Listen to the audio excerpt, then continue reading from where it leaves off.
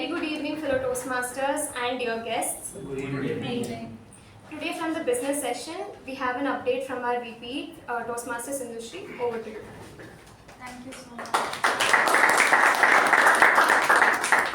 Thank you, Toastmaster Pavani. So for the next session, we have an education session by Toastmaster Balaji on the ABT methods of communication. Along with that, we have MC slot reserved by Toastmaster Saketh and a table topic master slot reserved by Toastmaster Madhu. And then we have one speech slot open, and if anybody is willing to give their speeches, attempt their projects, feel free to contact me and reserve the slot. And with that, back to you.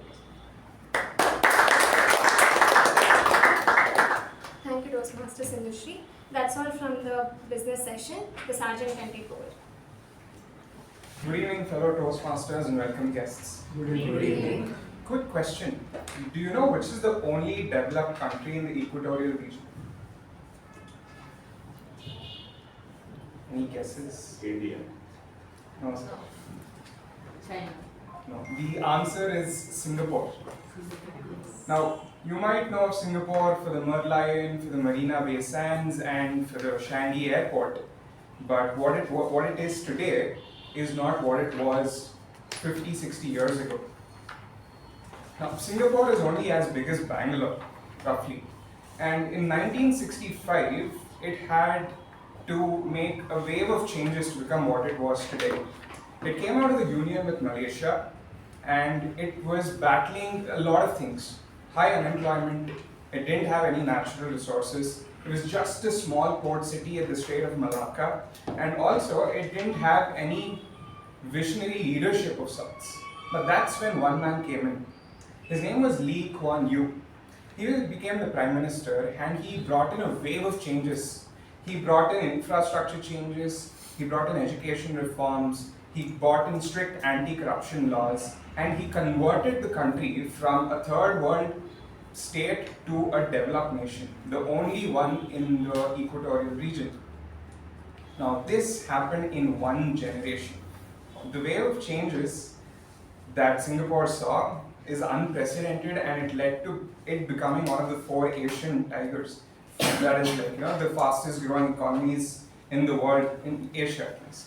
So that is what wave of change means. Like, it takes a moment of courage, leadership, and vision to change what you are right now to what you can be and to have a better future. That was the story of Singapore. And I think everyone can attest to different examples of waves of change. So now, to give her perspective about waves of change, I'd like to call upon our president. She is an MBA student at Christ University. She's finished her BCom, and she likes mandala art, she likes painting, and she likes reading books. So please give it up for our president, Toastmaster Pavani.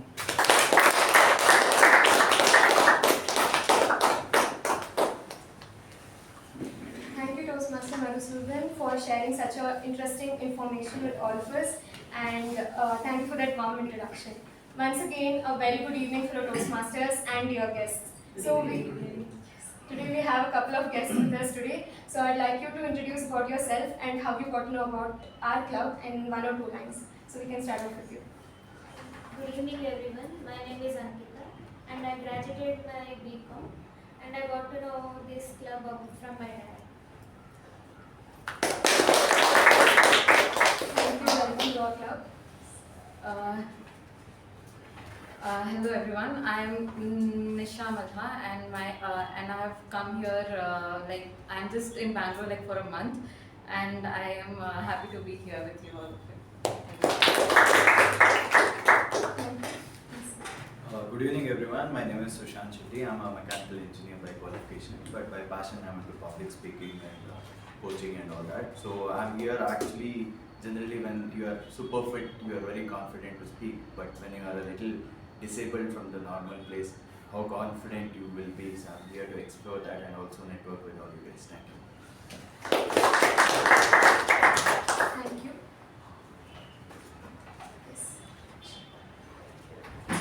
Good evening, Toastmasters. My name is Sriram. I am not new to Toastmasters. I've been here for a while. I've been a past area director, division director, come here to Mekon after a very long time to being a witness one of the meetings. Thank you. Thank you and welcome to our club. A very good evening to all the fellow Toastmasters, and I'm Shivaprasad. So I've been part of Mekon previously for the past 2 years, gained a lot of knowledge, learned a lot of things here. Due to college commitments and placement season, I could not be part of Mekon, and I'm back here and looking forward to meet everyone and for the meeting. Thank you and back to you. Thank you and welcome back. Okay, you Yeah. joined us. Just joined us. Okay, so now I would request our Secretary Toastmaster Shreya to read out the minutes of meeting.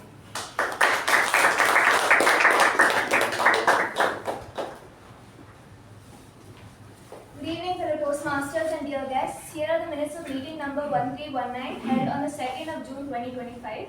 The theme was endless and the word of the week was perspicacious. The business session started at 6:25 p.m. and was chaired by President Toastmaster Pavani. In the business session, the following points were addressed. President Toastmaster Pavani announced that our club has won the second place for Best Newsletter at Crescendo 2025 and congratulated the newsletter team, which consisted of Toastmaster Apoorva, Toastmaster Shuba, Toastmaster Shiva and Toastmaster Rachana. On behalf of the immediate past president and chairman of the nomination committee, Toastmaster Shiva, President Toastmaster Pavani invited nominations for the upcoming ExCom for the term July to December 2025. Nominations are open for 7 roles, that is President, VPE, VPM, VPPR, Secretary, Treasurer and Sergeant-at-Arms. It's preferred if the member has previously served in the ExCom if they are applying for the next successive role, for all roles except the Sergeant-at-Arms, and also the meeting attendance would be taken into consideration. A mail would be sent by Toastmaster Shiva and members were required to not reply to that mail but to compose a new mail. The last day to submit nominations is 14 June and the last day to withdraw a nomination was 15 June. Vice President Education Toastmaster Sindhushree announced that for the upcoming meeting on 9th June, the GE and TTM roles have been reserved. Members interested in taking up roles were requested to contact her for the same. The regular meeting started at 6:29 p.m. Sergeant-at-Arms Toastmaster Madhusudan started the meeting with an introduction about the theme and handed over charge to President Toastmaster Pavani. President Toastmaster Pavani opened the meeting, spoke on the theme and introduced the Master of Ceremonies Toastmaster Sindhushree. Master of Ceremonies Toastmaster Sindhushree spoke on the theme and introduced the debate moderator DTM Udanka. The topic of the debate was the scoring marks ensure a person's success, and the following teams participated. So Team 1 had Toastmaster Madhusudan, Toastmaster Sai Snehal and Toastmaster Nitish. Team 2 had Toastmaster Balaji, Toastmaster Apoorva and Toastmaster Shreya. The table topic session was conducted by Toastmaster Gajendra and it had 6 speakers in total. The winners of the week were Best Table Topic Speaker, DTM U Bhat and DTM K Prabhakara. The debate winners were Toastmaster Balaji, Toastmaster Apoorva and Toastmaster Shreya, and the best role taker MTG was DTM Udanka. The acting president Toastmaster Apoorva closed the meeting at 8:07 p.m. which was followed by the national anthem. Thank you and back to the president.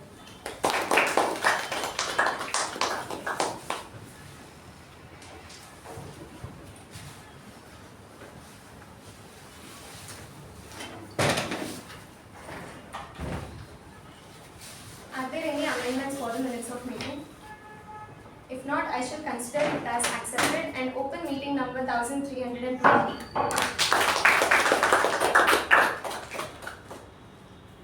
The theme today, Waves of Change. And for a change, let me just take you all on a random journey of mine. Good evening, fellow Toastmasters. One sunny afternoon, my friend and I were sitting in a cafe, sipping cold coffee, and while the soft music was played in the background. Then out of nowhere, we started talking about our school, that is from our 5th grade, which from then we were friends. So we started remembering about how identical our handwriting was and the battles over writing date and day on the board, and also how we used to come to the school at the same time and travel together. And also about the little morning walks that we had to explore the school before the 8:30 bell rang. We also laughed about our first time crushes that we had that time, which was the whole thing. But as we remembered all these, we also remembered those small waves from our childhood. The first struggles that we had, the first assignment, the first group project that we did, and even the first time we picked up a book in a library and left it not by even completing the half of it. And these waves really shaped us. Gradually, these are the waves that have guided us to who we actually are. If a shy kid who hid behind everyone not to answer a question in the class can stand here today and speak before you, all the credit goes to those small waves that happened through in the childhood. A few weeks later, I found myself at a college fest where my friends planned to leave me in the last minute. And amid those huge crowd and performances and far too many stalls that were selling rice face masks and chocolate scented candles, I met one person, let's just call him Mr. A, and at a food stall.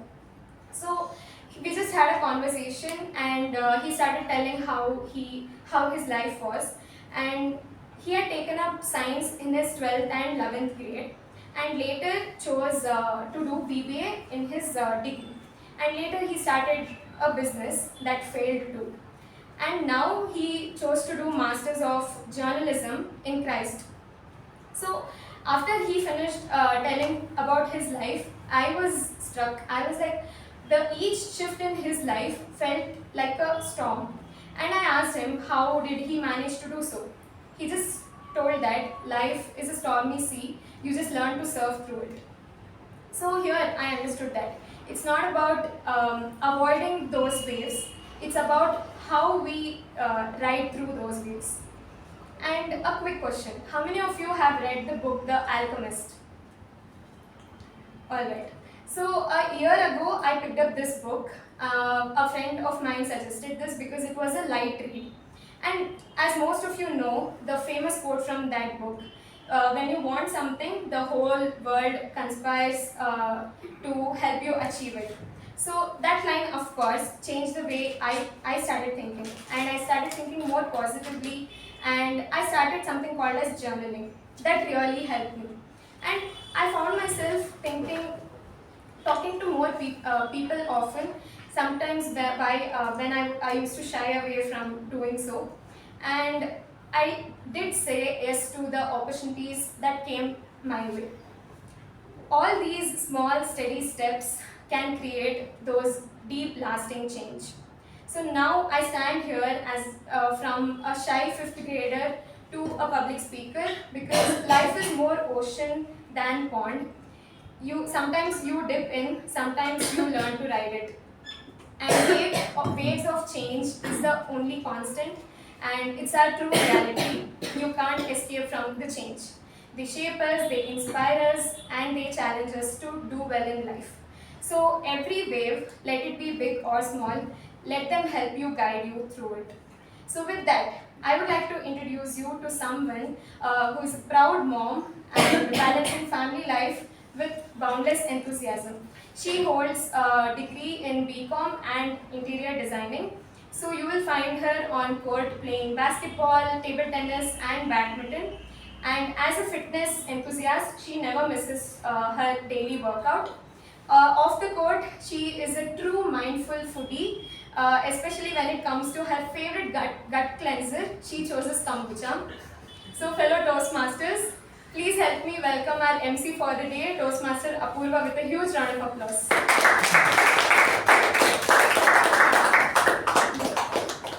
Thank you, Pavani, for that wonderful introduction. Have you ever stood on the seashore watching the waves? It starts small, almost invisible, but with every ripple, it gathers the strength, and before you know it, it transforms the whole shoreline. Good evening, fellow Toastmasters and dear guests. Good evening. Today, I'm going to tell you a story about one such wave, and her name is M. Madhavi Latha. When Madhavi was 7 months old, the doctor informed her parents that she was diagnosed with polio. They also informed her that she wouldn't survive past her teens. However, life had other plans, and so did she. Growing up, Madhavi saw that the whole world around her was constantly on the run, while she was confined to a wheelchair. But this didn't stop her. She worked hard on her academics and completed her MBA and climbed up the corporate ladder to gradually become the vice president of a leading international bank. You think this was her turning point? Well, no. Her turning point in life was when she was 32 years old and she was introduced to swimming. Even though the whole world discouraged her, including her coaches, she was tenacious. Swimming became her passion and ambition. She went on not just to learn swimming, but win various medals in national and international swimming competitions. She was also the first woman. With disability to cross the Yamuna River. To increase opportunities for disabled women just like her, she founded the Wheelchair Basketball Foundation of India. Just like a wave, Madhavi rose against it. Madhavi rose against all the challenges, all the odds, and all the people perception, and became a wave of change. Now, I'm going to share another story of a wave, and his name is called Ralph C. Smedley, who in the year 1924 at Santa Ana, California, started Toastmasters International, which began as a small ripple in the view of helping others in their public speaking skills. Today, Toastmasters International has become a global wave of change with over 270,000 plus members across 148 countries with over 14,000 member clubs. And one such prestigious club with over 25 years of legacy is Mekong Communication Club. For the benefit of the guest, a typical Toastmaster meeting has 3 waves or 3 sessions. First is the prepared speech session. Second is the table topic session, and third is the general evaluation session. However, as today is a special meeting, we will not be having a prepared speech session. Instead, we will have a panel discussion. A table topic session is where the speakers are chosen at random and given topics on the spot to speak for 1 to 2 minutes. General evaluation session is where the entire proceedings of the meeting are closely examined and evaluated.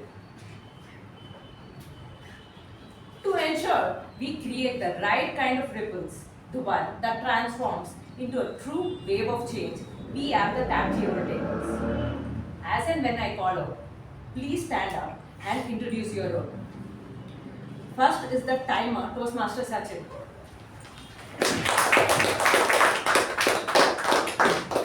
Good evening, fellow Toastmaster and welcome guests. As you all know, time is very valuable and precious. So time management becomes very important. In life, if you lose money, you can get it back. But if you lose time, you don't get it back. So let's make sure that we use our time effectively. So I'm Sachin, I'll be the timer for today. So as mentioned earlier, we will not be having the prepared speeches, instead the panel discussion. So the time allotted for the panel discussion is 20 minutes. At 18 minutes, I'll raise the green flag, the yellow flag at 19 minutes, and the red flag at 20 minutes. Now coming to the table topic session, the time allotted is 1 to 2 minutes. I'll raise the green flag at minute 1, the yellow at 1 minute 30 seconds, and the red flag at 2 minutes. Also note that you don't overtake your time by more than 30 seconds or else you will not be eligible for the awards. Yeah, thank you. Next. Thank you, Toastmaster Sachin. Next, we have the accounter, Toastmaster Vaibhav. Good evening, fellow Toastmasters and dear guests. My name is Vaibhav and I'll be your accounter for today. So usually what an encounter does is usually when someone goes and speaks on the lectern, they usually tend to get nervous and use undesirable sounds such as and use several pauses in between in order to fill in the gaps. My task is to track these in detail, and I'll be giving my report at the end of the day, end of the meeting. Thank you. Thank you, Toastmaster Vaibhav. Next, we have our Grammarian Toastmaster Chairman. Good evening, Toastmasters and guests. As your grammarian today, I'll be tracking good and bad usages of the English language. It's also my duty to introduce the word of the day, which is tenacious, which means persistent or determined not to give up. Let me give you an example. Despite Salman Khan's tenacious efforts to woo Katrina Kaif, he was repeatedly unsuccessful. I look forward to hearing the word of the day and good and bad usages of grammar throughout the session. Thank you.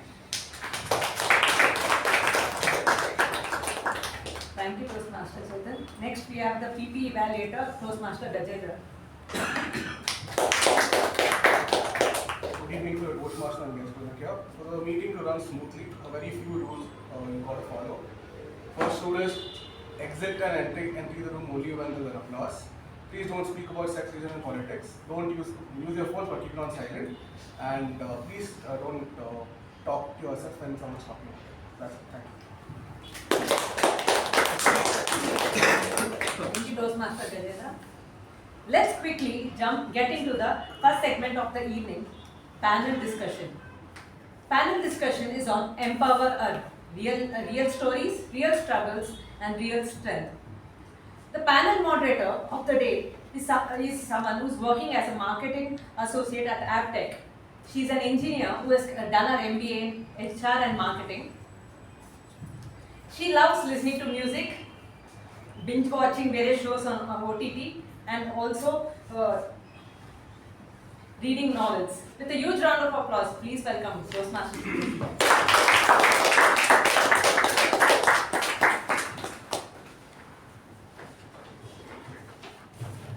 Thank you so much, Apoorva, for the wonderful introduction. So recently I was scrolling through Instagram and I came across this really nice podcast of my favorite actress called Ellen Pompeo. And she is a lead actress of Grey's Anatomy.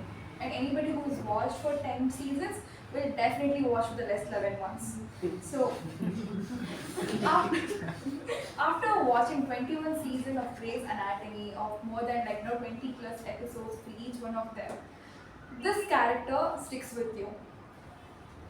There is this common saying in Instagram that people usually say, anybody's life will be the happiest more than this Meredith Grey's character. That's how depressing that particular character is. But she's also been the strength of that particular show. For more than 21 seasons, this character called Meredith Grey has survived multiple things. And even in real life, this person has produced the show. She has started her own production house. She has been a director of this particular show. Without her, you can say this entire TV series is like RCB without Virat Kohli. This particular character said one famous saying, which I don't really connect with. She said women fall in two categories, victims or villains. Not necessarily, I say. As much as I get inspired by her, there's so many things women fall in different buckets. Virtuous, vibrant, visionaries. Not necessarily just victims or villains. This particular character, that is Ellen Pompeo, I really like her because of different choices and the awards that she has won for having worked from 2015 to 2021 for one series and doing it consecutively over a period of time. And not just doing it, but actually winning awards, achieving milestones. It's not just this famous character that I get inspired by. On our everyday walk of life, I have this tailor that we go to, to get your clothes made, to get your clothes stitched. Especially girls, we spend a lot of money for them. After visiting this particular tailor for more than 5 years, she's my friend these days. She is of my own age or age range. She's 2 years younger than me by age. She's a mother of 2 kids, or I must say she has 2 daughters. She's married, she got married when she was at the age of 14 years old. And to this day, she runs a tailor shop, where I say in BD Complex she's the only woman-run tailor shop, and everyone else is run by a man. She manages more than 10 plus tailors under her. She works from morning 10 a.m. till evening 10 p.m. One day when I was just talking to her and I asked, for those it's 9 p.m. already, what are you going to do for dinner? Very casual conversation because I know her from 5 years. I talk to her, I chit chat with her, I know her kid's name, I know the school they go to. So just in a random conversation, I asked her, what are you going to have for dinner? And she told me, madam, I should still go back home and cook because my husband does not know how to cook. She started working at 10 in the morning. She got her kids ready and sent them to school. She comes, she stitches more than 10 different saris and blouses for everybody. She gives wages to 10 different tailors. She manages the vendors, she manages the designers, she manages everybody that works for her and pays their salaries and also pays rent for the shop, which is very costly in Video Complex. And these kind of women are the ones who define women empowerment. The success and the rebellions which she leads her life. It's not just working, it's not just having wages to earn, it's not just thinking, okay, I got married at the age of 14, what am I going to do with the rest of her life?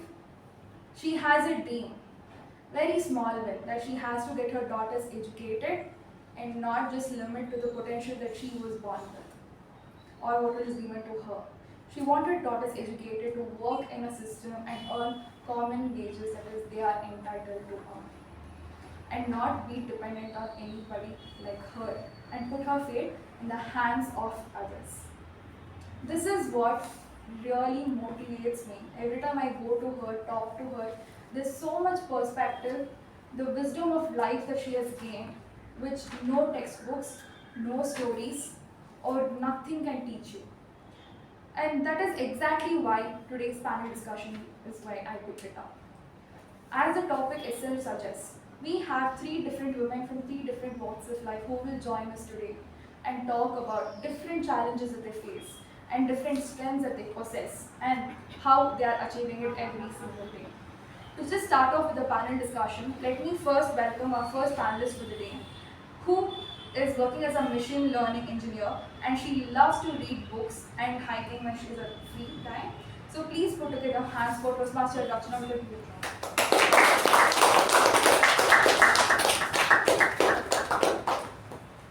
And our next panelist for the day is somebody who is a skill development trainer for more than 10 plus years. She is specialized in communication and leadership skills, and she loves to dance, she loves to read, she cooks in her free time, and she's somebody who will finish her path very soon at the Toastmasters, Mekon Communication Club. Please put your hands together for this visionary Toastmaster, Latha.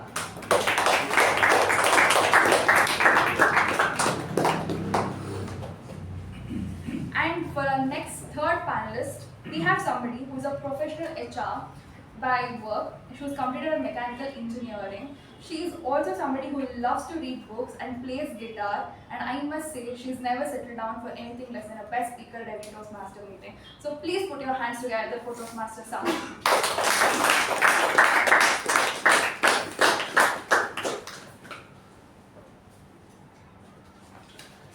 And today, to start off with the panel discussion, I myself will be the panel moderator who will be possessing different kinds of questions for these 3 panelists that we have at the moment today. And please feel free to ask your questions towards the end of the session when we have a break for the question and answer session.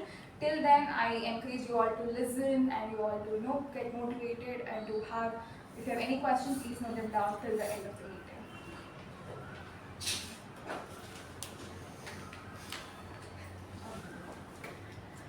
Hello everybody, especially the 3 panelists that we have today.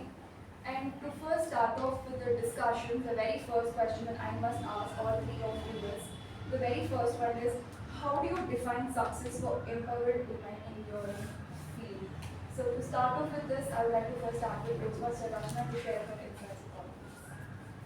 Thank you, Toastmaster Sindhushree. Good evening, everyone. So I work in the tech field as a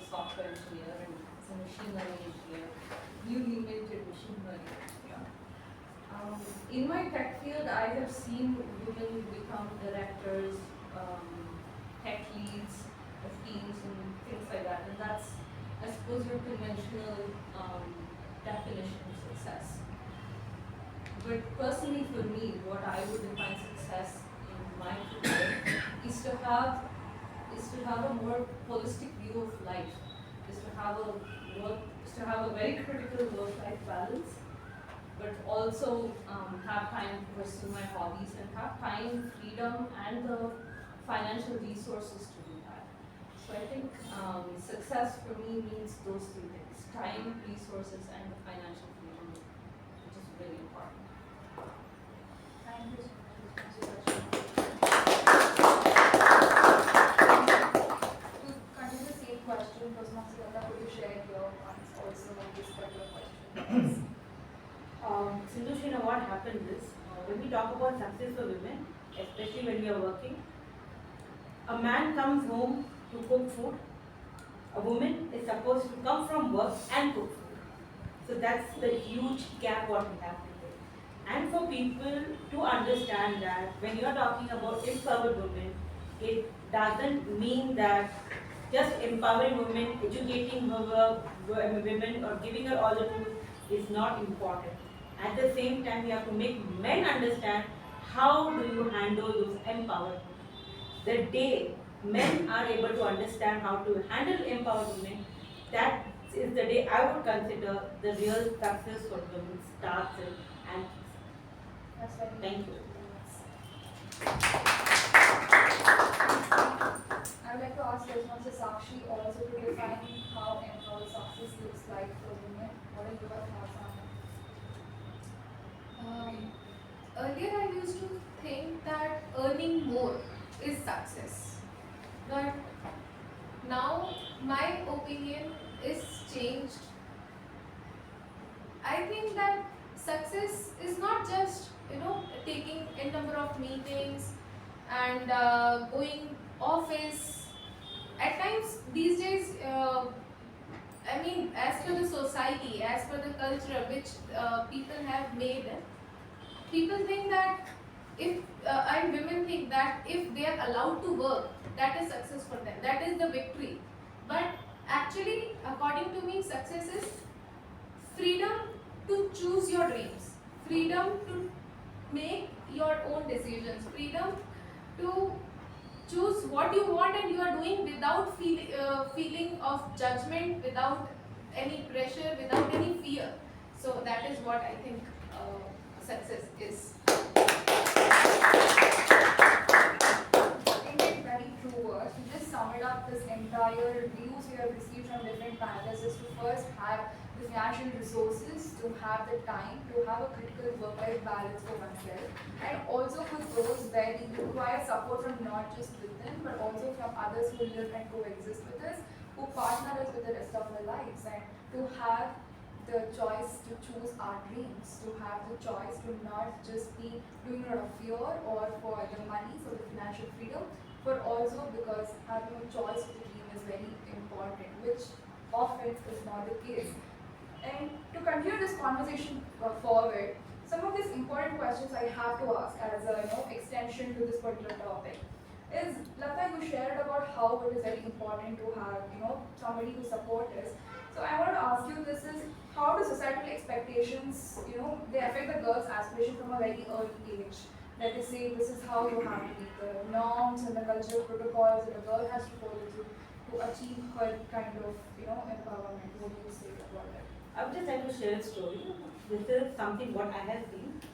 When I was in the high school, I had a very brilliant friend over there, very good at academics, sports, everything. She wanted to become an MBBS doctor. Now being a girl and coming from a family wherein she was the first girl child who was sent till high school. Her parents, she wanted to become a doctor, but her parents, due to societal pressure, they were like, okay, let us get her married after once she finishes SSC. SSC is the last what we can give you to study. Now this is where I think that there should be changes wherein a woman should not always be taught, okay, you can't study, you can't go out and work, you can't do this, you can't do that. Give her, if God has given her brains, every be helpful. How do you use it depends on them, but give them the freedom to choose how they want to use their brain, how do they want to shape up their future, what do they want to do, what they really like. If she was given a chance today, that moment, she would have been a brilliant doctor, something what our country really needs. But right now, when I meet her sometime, I see her with 3 kids, totally depressed, and it's like she doesn't want to live. That's what I want to tell parents. Please do not tell or typecast your daughters over there when you raise them that you're supposed to do this, you're only going to study this much, we want to get you married, we want you to take care of the house. Please do not tell what she's supposed to do. Give her the freedom, give her the choice, let her decide what she is. That's indeed very true, because even in a developing country like India, there's just so many cities or so many villages where this is such a normal thing, for women or the girls of a very young age to be married off because of multiple reasons. It could be the financial resources, or it could be because you're just a girl. So because of these many reasons, there's so many things that do not come to light, which you can only find in a very small corner of a newspaper or a digital presence. So which needs to be spoken a lot more, which needs to be addressed a lot more and being educated about. So to follow up with this, another question to our other panelists is, what are some of the biggest changes, challenges that women face in our professional environment and a day-to-day life? And I would like to ask this to Toastmaster Rachana. So I'm just going to speak from personal experience, what I have faced in my tenure working at tech companies. In general, I found that there is this unsaid message of not asking questions, not asking for more, being happy with what you have. It could be anything as something as crucial as not asking for promotions, to something even more crucial as not asking for a raise. Because ultimately, I think to have, as I said earlier, to have the freedom to do what we want, and as Toastmasters Sakshi and Latha also said, we need financial freedom, and that very, very often is tied to our incomes, to our livelihood. And to progress further in that, we need to ask for things, and it's generally been discouraged. Thank you so much, Toastmaster Rachana. I read a particular statistics on the same things that said, women, when see a job description, they look for all the checkpoints that needs to be ticked off before they apply for a job. Whereas men look at if they can achieve 50% in the job description and apply for it. Unfortunately, it comes from a data resource that women do not ask for things. Women do not think they are capable of doing it. It's just a psychological thing that runs in their brains. And that's exactly where, we say, what's what your point correlates to as well, right? So to just share, some of the things to add on to that other conversation, I would like to ask you, Sakshi, how can we challenge the notion that women must choose between their career or family? Is it, why can't they have it all, or they have to choose between one or the other? What do you think about it? Okay. First of all, I want to make it clear that women can have it all. If the society, if the surrounding people support that girl. Okay, so first of all, I want to talk about the challenges which actually the women's face. As Toastmaster Latha mentioned in the beginning, woman has to cook. While if a man cook, it is added, he helped it. But it is considered the responsibility of a woman to cook. So it becomes very difficult to manage between a personal life and a professional life, because as if you see, women has added responsibilities, and if how to balance them. If maybe after kids it is expected that a girl has to look for a baby, right? So how to balance it? Maybe if flexible hours of working is provided in professional, or parental leaves are provided. Okay, these are the few policies which we can implement, not as a liberty, but as a support.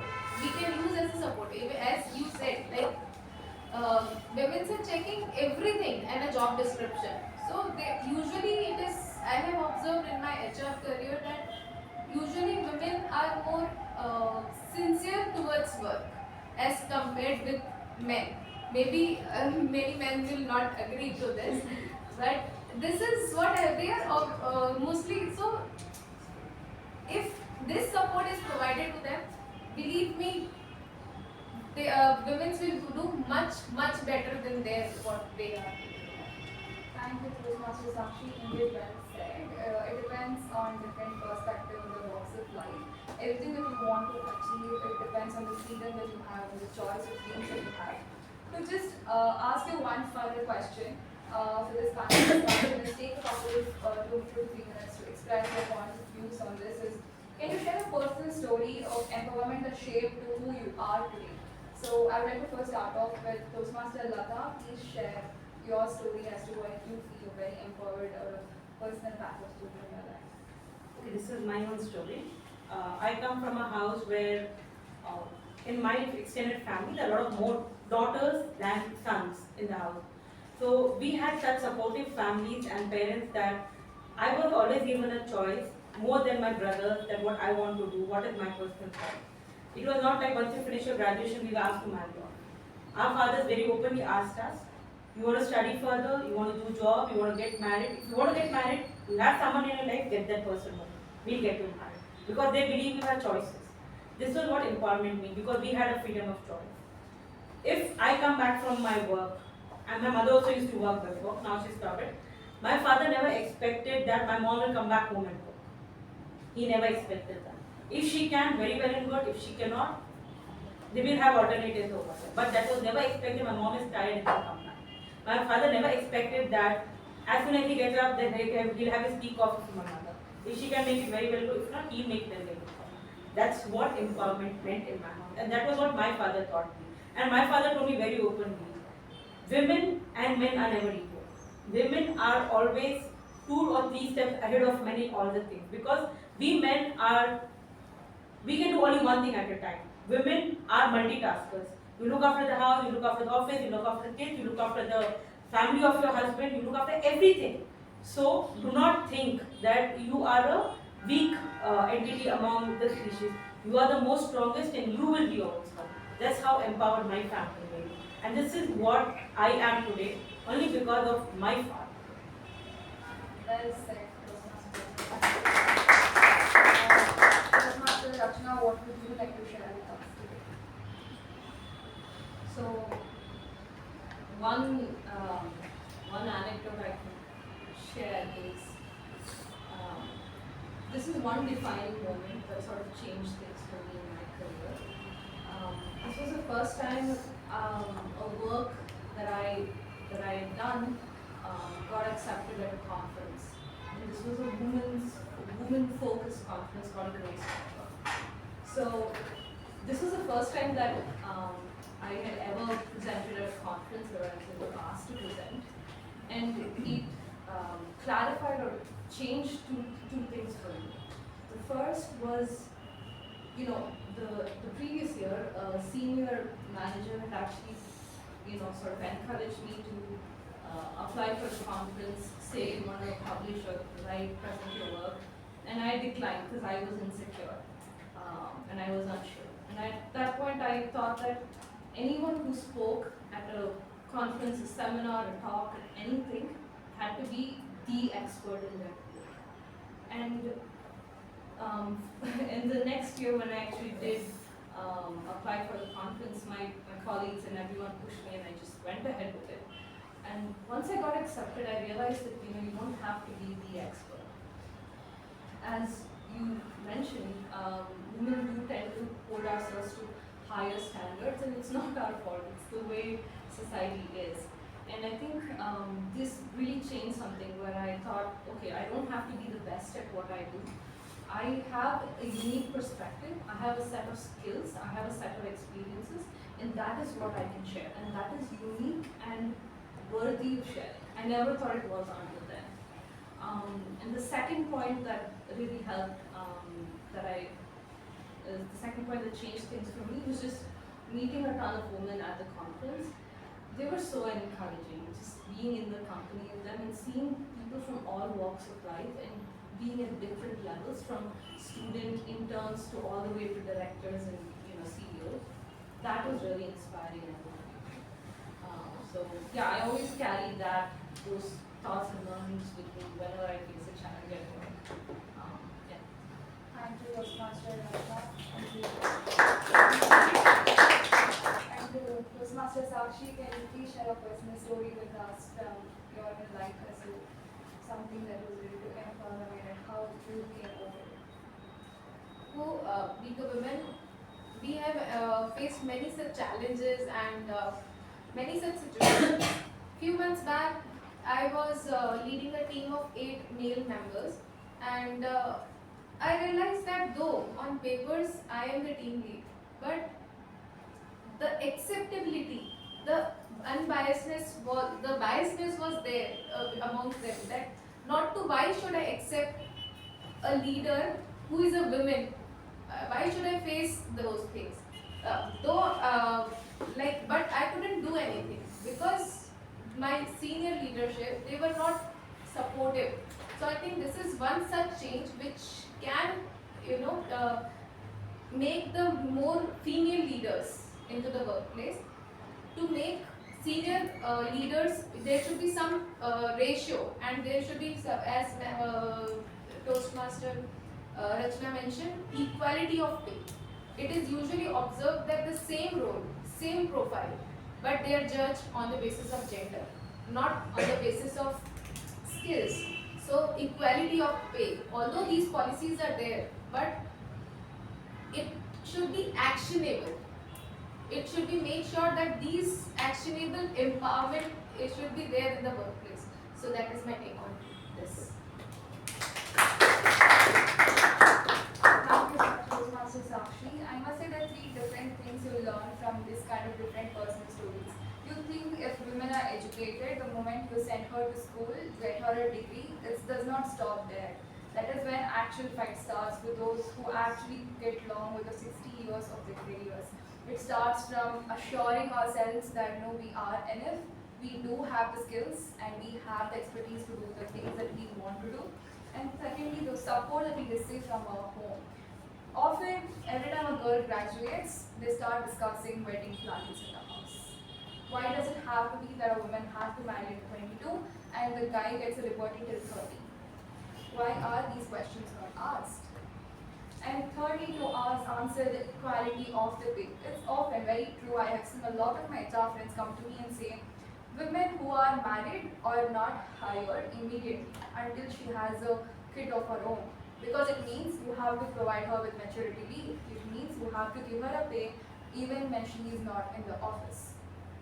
Does this not mean we're going against our own natural things that's been designed for women?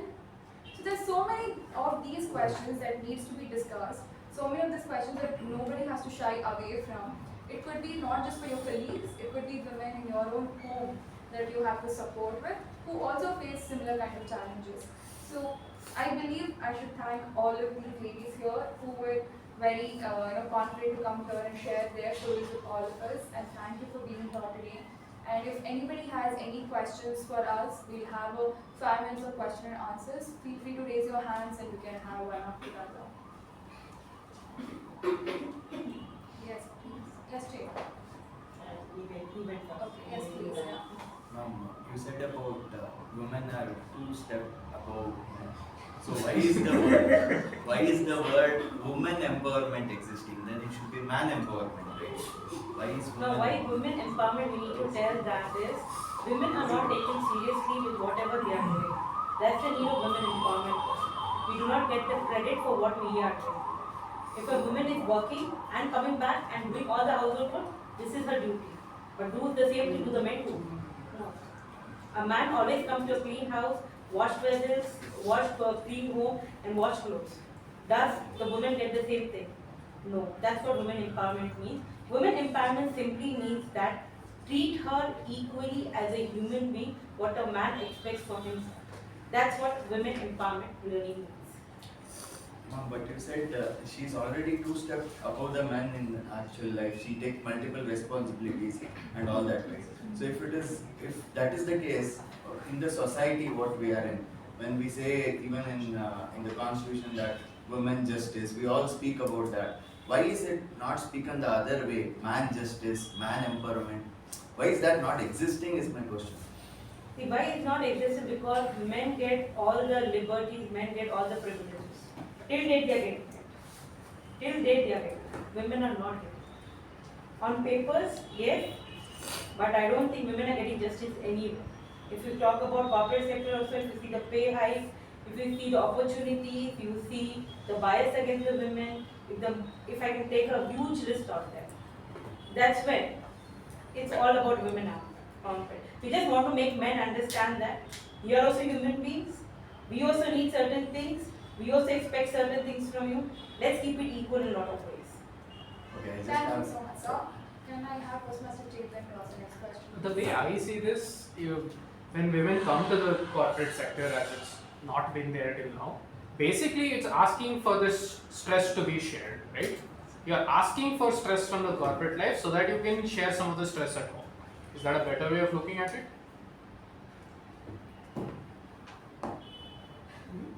See, till now you're arguing saying everyone needs to, like men are supposed to do the work and women do both, right?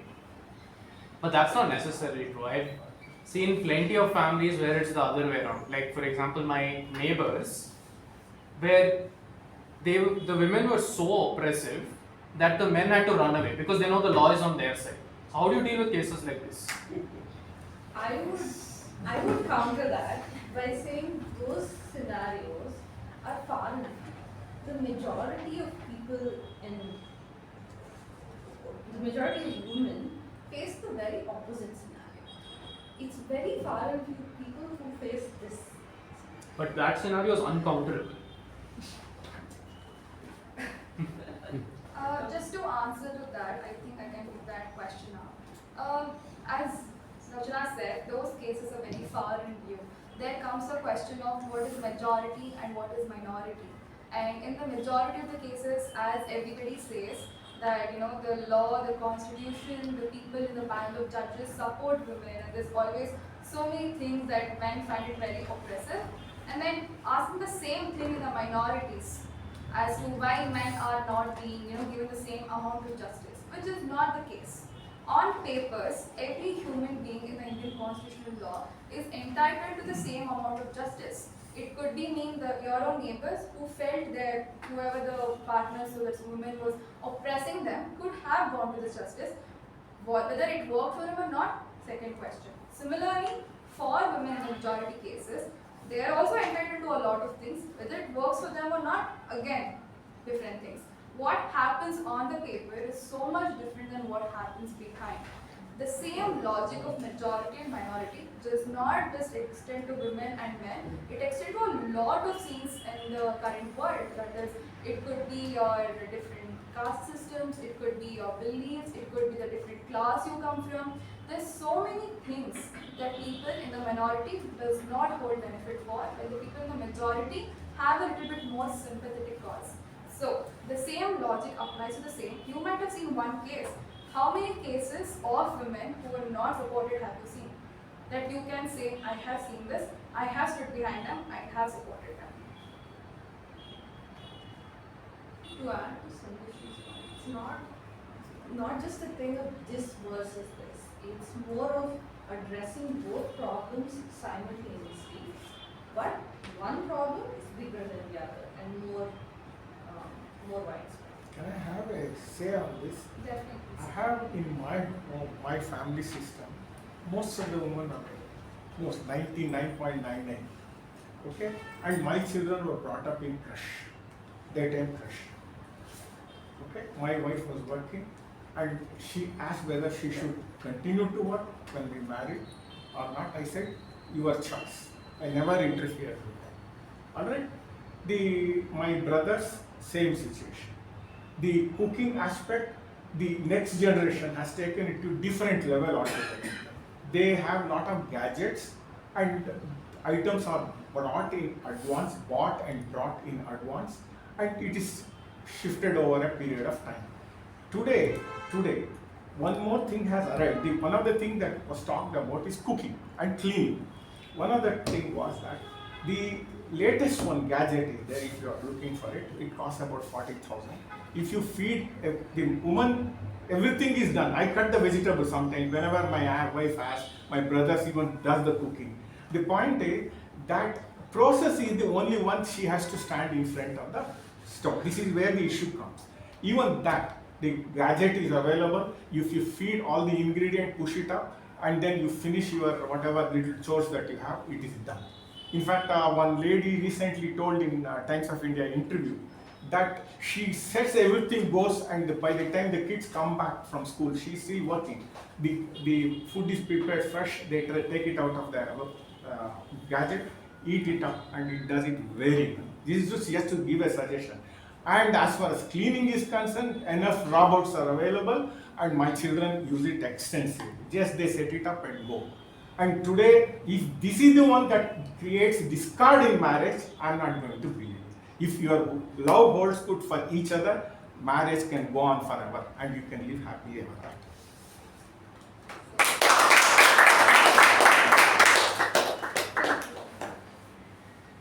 It's not about getting the work done.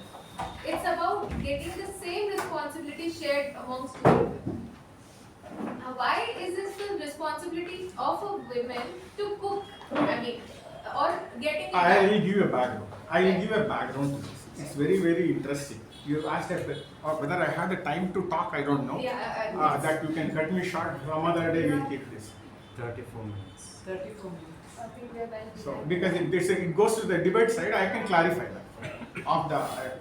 If time is allowed, otherwise I'll close it right now. Sir, I have a question. I never got the answer in my life until now.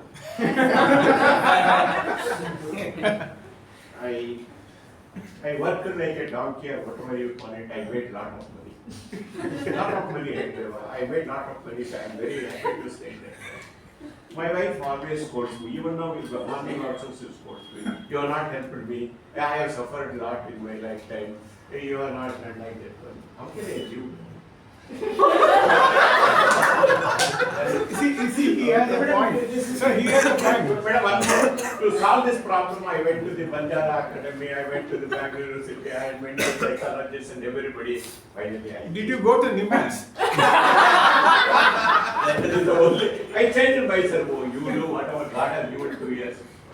There is a joke I would like to share on this. Sometimes women can be always seeing the negative side. I have seen that happening in family side, and they can be very, very pricky. Everything they do it.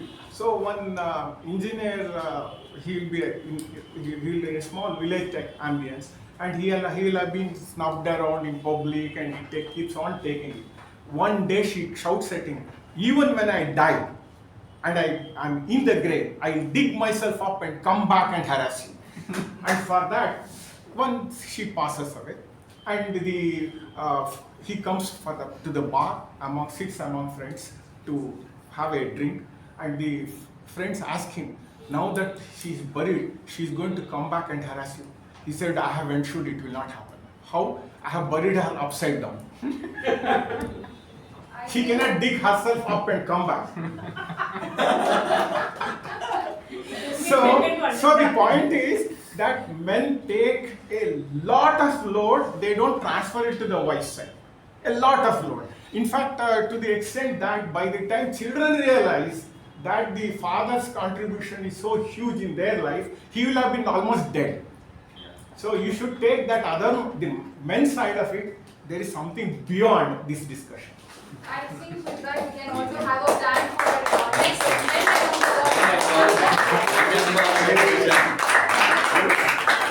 And I think the next panel discussion will be men empowerment in terms of the different roles and the pressures that men face and how do we come across them. Yes, we have a great number of participants with that. And with that, let's conclude today's panel discussion. And I request all the ladies to just go back. Thank you so much.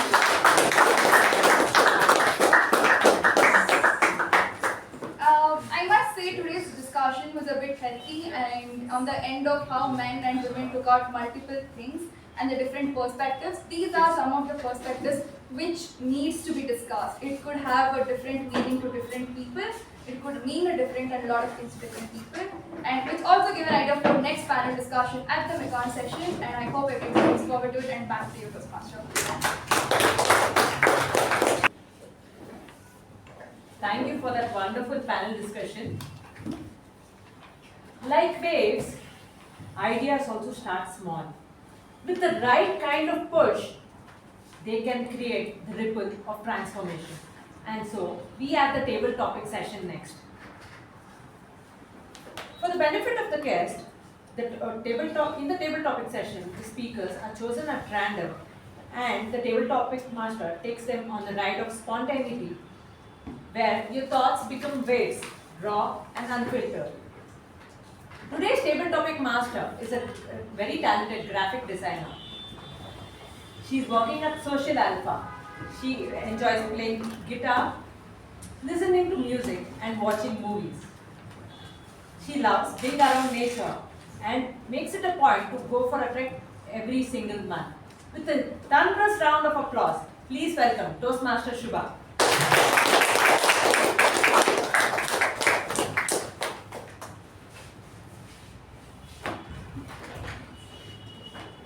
Thank you, Apoorva, for that lovely introduction. Good evening, fellow Toastmasters, and welcome guests. Good evening. Today's table topic session comprises of a collection of quotes by famous women, both fictional and non-fictional, real. So let's jump right in to the first quote. This one is by Kate Hodges, a writer. Behind every great woman is another great woman. And this topic goes to distinguished Toastmaster K Prabhakara.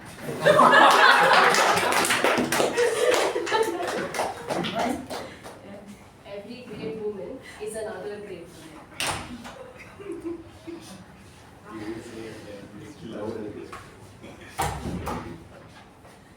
Madam Topic Master, fellow Toastmasters, and welcome. Yes. Children are attached to mother. They don't see much of a father because father is always held something like that in case when if you create any more problem when he comes back from office, I will be telling him. He's always kept as some kind of a demon. Okay, so women or children are attached and the children know that he has to be respected. There is an entity coming in here. When he is annoyed, you should be keeping quiet. So there is an ambience around him that is created and that is used as a controlling factor. But children see that it is the woman, mother, who takes care of them at every step of the way. And they have great respect for it and they deserve it. I surrender that. Even my mother with 5 children, she was a brilliant person and she married early and she brought up 5 kids, one a PhD, another 4, all 5 engineers minimum level. And once she confessed to me that what did I get out of all this? This is something that a woman asked. I said that you brought something very big which very few have. This kind of kids educated all at equal level, minimum level, rest was left to themselves. And that's when she felt relieved that she has been that kind of a person. And the kind of woman that she was, she supported not only children but my father also, who was a different kind of a person altogether. And this is the kind of success, the woman behind woman. My own mother, woman success she has seen, my father's success she has seen, and I have seen that happening around in entire set of my society that I live. Women, anytime they really give everything to the family as much as the male does. But there are exceptions. We always see, for example, Sudha Murthy, for example, she has made a small micro contribution. But to whom? A person who had the vision, the dream. And that micro to macro change is huge. So there are such people also. She was a rank student, she was done everything, but she took one step back, saying that I will manage one side, you take care of the other. Success belongs to her as much as the man, the Narayan Murthy. This is how I see the world. You cannot win everything, but you have to make others win as well and see their glory and be satisfied with that as well. Bonita, over to table topic master. Thank you for that thoughtful response. Earlier I forgot to mention that there are also anonymous quotes, but still sort of relevant to the theme. Next, we have an anonymous quote. I may not be everyone's cup of tea, but I'm somebody's double shot of whiskey. I may not be everyone's cup of tea, but I'm definitely someone's double shot of whiskey, and this goes to Toastmaster Gajendra.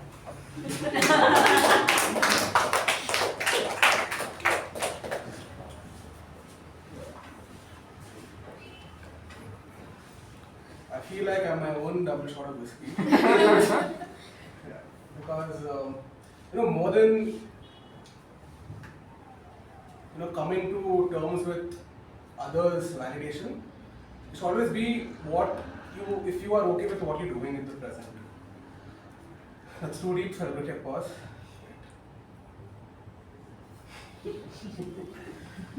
I think I'm a very now I've become very calm and composed.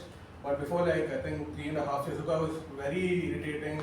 I should complain a lot to my mom, but only to my mom, no one else. And she was keep telling me, this is not a good thing what you do.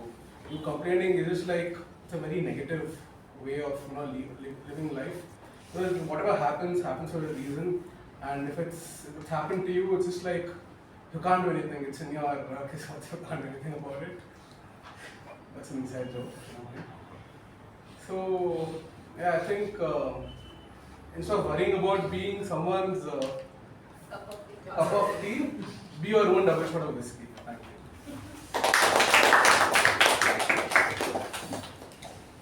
Thank you for that response. Moving on to the next quote by Indira Gandhi. The power to question is the basis of all human progress. The power to question is the basis of all human progress, and this quote goes to Toastmaster Das. The power to question is the basis of all human progress.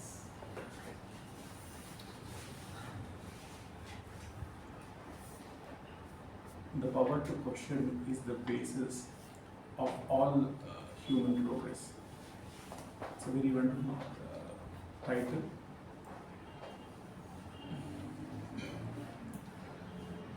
Asking questions is very important. I was reading some other day when there was one famous personality,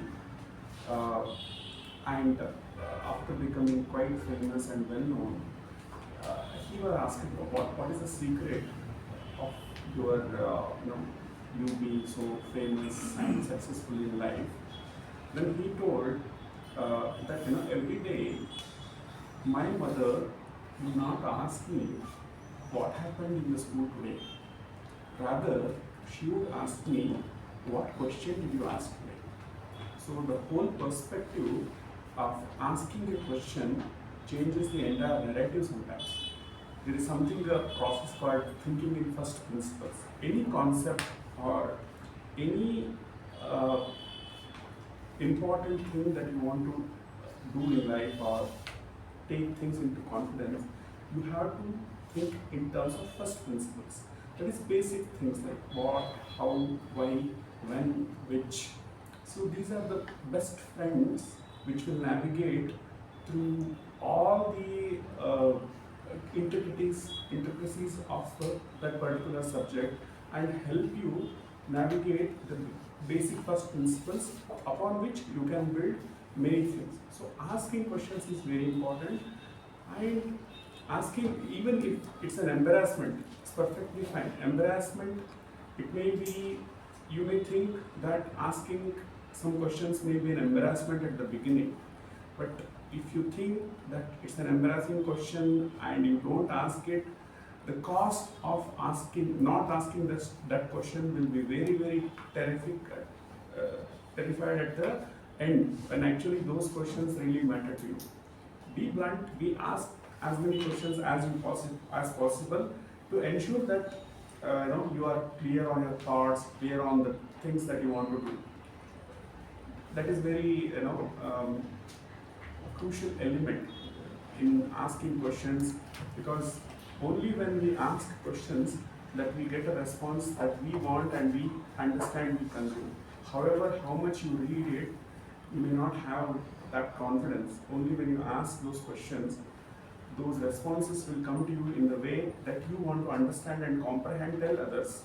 So that's why keep asking questions. Even if you are reading something, start with some WH questions, and then the whole paragraph will be rephrased in such a way that you will remember it for quite some time.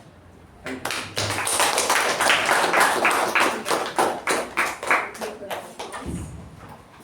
Next, we have a quote from a fictional character, one of the founding members of this School of Witchcraft and Wizardry, Hogwarts.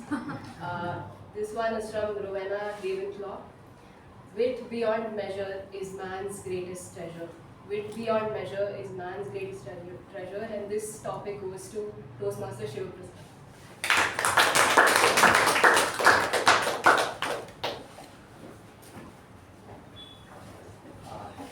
Just walked into this room at 7:15, and I've been bamboozled by a highly intellectual topic. Thank you, Table Topics Master, for this topic. Wit beyond measure is man's greatest treasure. What this reminds me of is what bravery means to people, right? They say bravery is humor in the face of death. When death is staring at you in the eye, if you can look at the guy next to you and crack a joke, then that means that you're brave, that means that you're strong. And where does that humor come from at that moment? Not caring much about death. And in other words, wit. So this reminds me of the movie Saving Private Ryan, the time when the Allied forces invade the beaches of Normandy to take over Nazi Germany, and the American soldiers have landed onto Omaha Beach, which was the most devastating beach, if I remember correctly. And about 2,500 American men died there even before they could set foot on that beach. And I remember one thing there. One guy, this is in the movie, I don't know if it happened in reality. He enters onto the beach, and then a bullet hits him on his helmet, and then he takes his helmet off just to see where it hit him, and then a bullet comes and hits him on his head. So the guy next to him looks at this and finds it funny. So if you can still see that life is still fragile, no matter where you are, and if you can find wit even during the gravest of situations, I think it is your greatest treasure. Over to the table.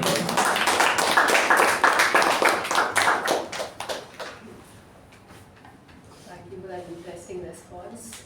We now move on to another anonymous quote. If you don't like being a doormat, get off the floor. If you don't like being a doormat, get off the floor. And this topic goes to distinguished Toastmaster U Bhat.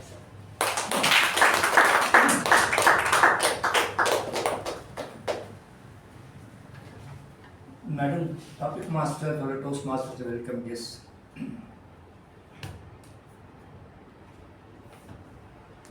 If you don't want to be a doormat, come out of the floor.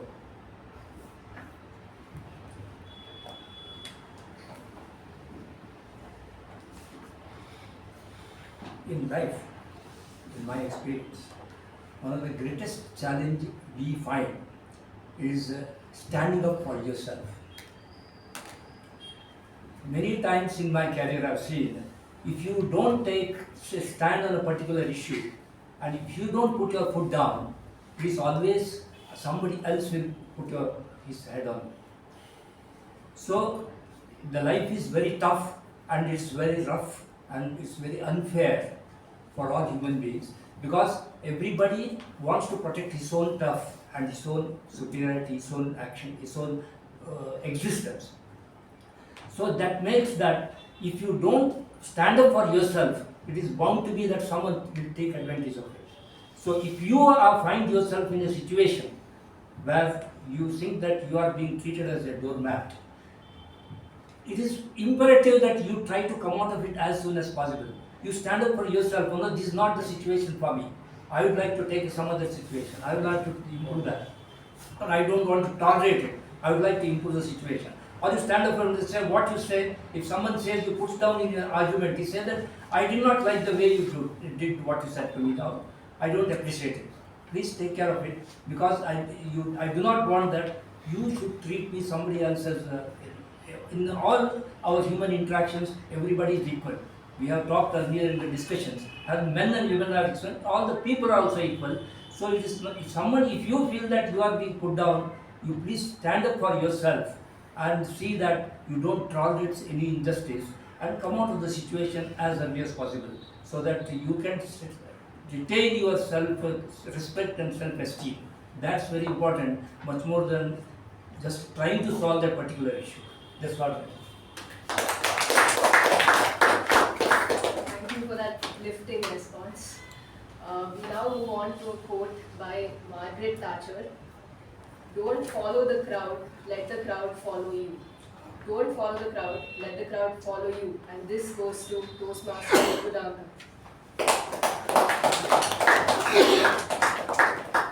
Don't follow the crowd, let the crowd follow you. Thank you, Toastmaster, for that topic, and don't follow the crowd, let the crowd follow you. I think this I can relate very well when I was about to graduate my engineering, and I see a lot of colleges, college final year students going to other colleges and doing the hackathon, making sure that they get a placement in one of the good companies and getting into the coding level. I'm like, is this your passion? I'm like, no. Then why are you doing this? Because as an engineer graduate, I want to. End of the day, if I'm graduating from engineering, my end job is to do coding in one of the big MNCs. I was like, no, that is not all you have here. You have many other options there. You have many other job roles which is qualified for engineers. It's just not only coding. You don't need to do against your will. So that's why I decided, and though I had interest in coding, I did not want to go back, and I just did not want to follow the crowd, and because my passion lies somewhere else more than coding. So that's when I took up a call, like, it's okay I'll not take placement. If it's okay if I don't get college placement, it's okay if I don't participate in hackathons, but end of the day, I want to chase my goal. I want to make sure I land up a job where I am satisfied at the end of the day. Because that's when we can do an impact in our own lives. If we just follow the crowd, we have seen many memes coming out, right? There is a pit, a man is falling into, and the cycle repeats. There is no one stopping there. If in that case, I really don't want to fall in those pits. So that's when I chose, let me go out, let me do some research, let me know what my passion lies, let me lead the way I want. It's okay for a few months I struggle, for a few years I struggle, but the rest of my life is where I'll be happily living. That's when I thought, let's not follow the crowd and make sure the crowd follows me in a good way.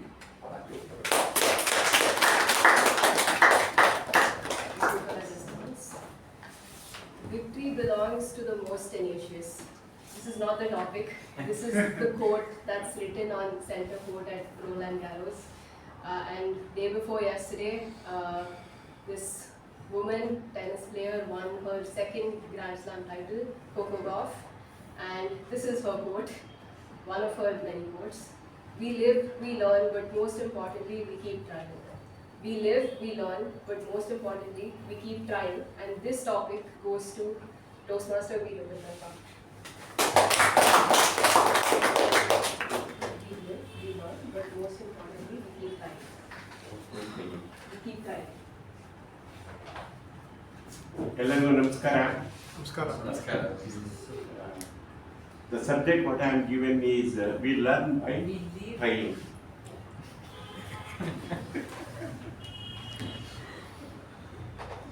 So there is one quote, you have to make many tries to get your job. The tenacity should be there, perseverance should be there, desire should be there, conviction should be there to get the job done. Don't leave in the middle. That is what I said. Just now I am coming from an office, they said this cannot be done. I went and met the IR officer, sir, come tomorrow, we will do it. I know the job is not over till it is over. I know that. Somebody says I will give the money. When I go there, sir, my friend has not given, that's why I have not given. Don't believe it, all those things. Since the job is not over till it is over. When I went in the morning, sir, that problem is there, this problem is there. Madam, I am your customer, you have to help me. What should I do? Go to some IT office in KR Circle there. I went there and I spoke to them. They did it very this thing. Had I left in the beginning itself, I would not have got that job.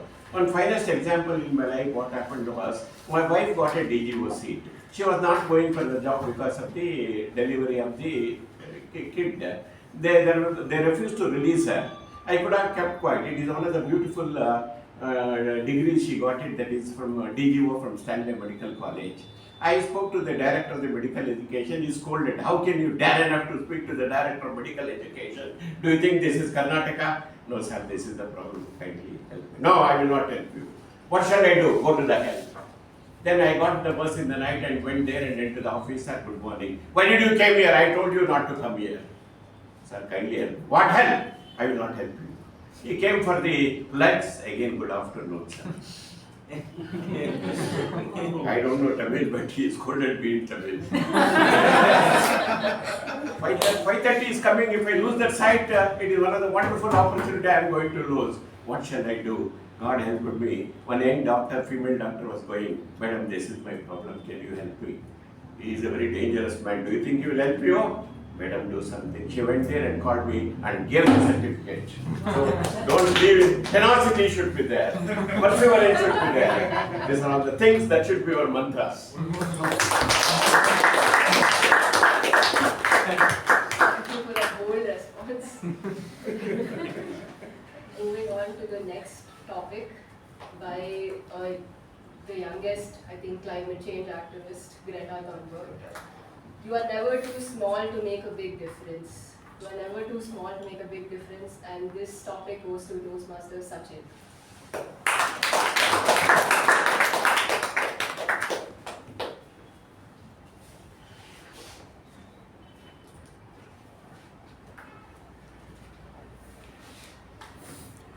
So, good evening everyone. So, you're never too small to make a big difference. So, people say that you need a lot of time to be successful. Yes, which is true, but at the same time, it depends on each person. Like, for example, what is the definition of long time? It's all about how you manage your own time. So, if you use your own time effectively and efficiently, you can achieve your goal in a very quick manner. For example, you have seen many athletes, right? Some of them win so many things when they are just teenagers. On the other hand, you see people who win things when they are 37, 38, or even 40. So so there is no true definition of that you need to be at a particular point of time to be successful. Say there is a businessman. A businessman can be successful at the age of 30. He can be a success at 55 or 60. So it's all about your priorities as to which stage of your life, what you want to do and what you want to focus. So there's no such thing as this is the perfect time or that is the perfect time. It's all about your own perspective. So it is important to realize and to have a planned schedule as to what you want to achieve in what time frame, because ultimately each person is different. So yeah, thank you.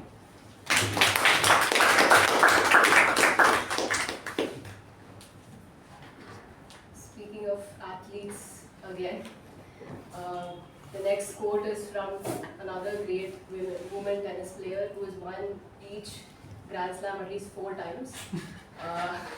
The quote is, "You can't measure success if you have never failed." You can't measure success if you have never failed, and this quote goes to Toastmaster Sai Snehal.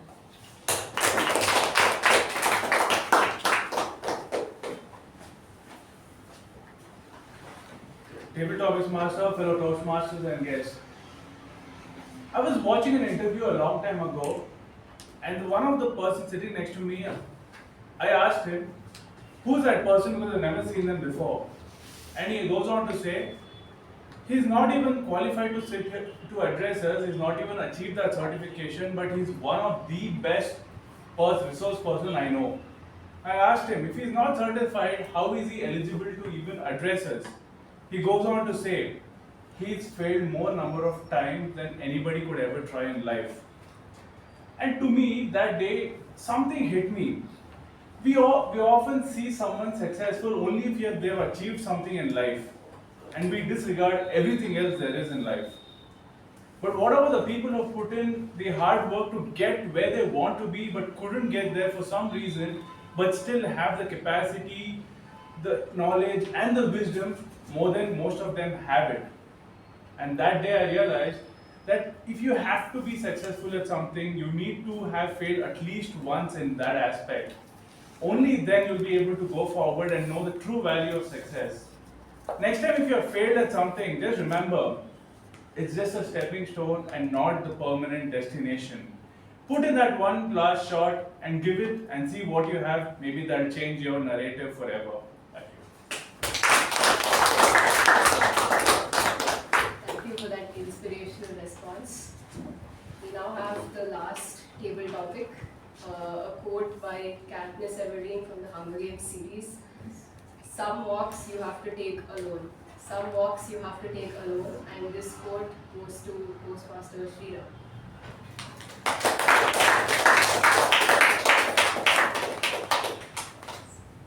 Good evening, fellow Toastmasters and guests.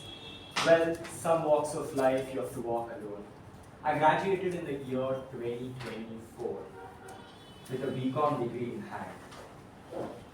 My father is in the tech, my mother is in the tech industry. I come from a family of corporates.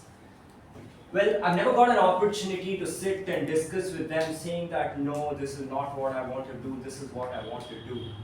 I had friends walking into different companies like ANC, Deloitte. My life is want to be in Deloitte, sitting on the chair, trying to explore something of my own.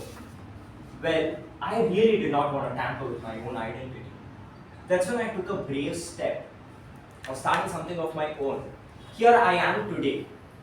Well, when I walk alone in this entire journey without being in the crowd where there are tons of people, who are sitting, working 9 to 5, coming, cribbing and walking around. I am here today, walking around the same 9 to 5, whatever it is, in the best way possible.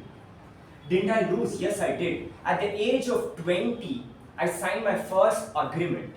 At the age of 20, I lost $12 million with one small mistake.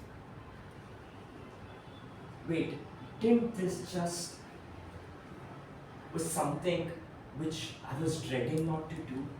Well, I was not that one guy who ran away being scared of what I lost. I made up for every single penny I lost within the time I turned 21. Wasn't I proud of what I did? Yes, I was. Well, I just went with this one quote in my life, which is, be the change you wish to see in this world, by Mahatma Gandhi. Be the change you wish to see in this world, fellow Toastmasters. You are just tampering with your own identity by doing something which is going to be pleasing others, walking with the crowd and not doing something which you really, in your mind up there, really want to do. Thank you.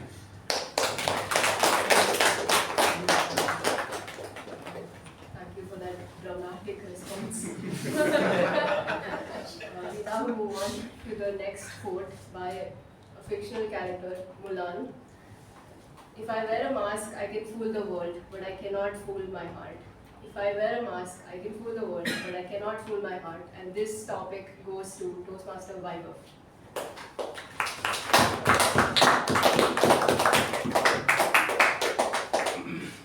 Good evening, fellow Toastmasters and dear guests.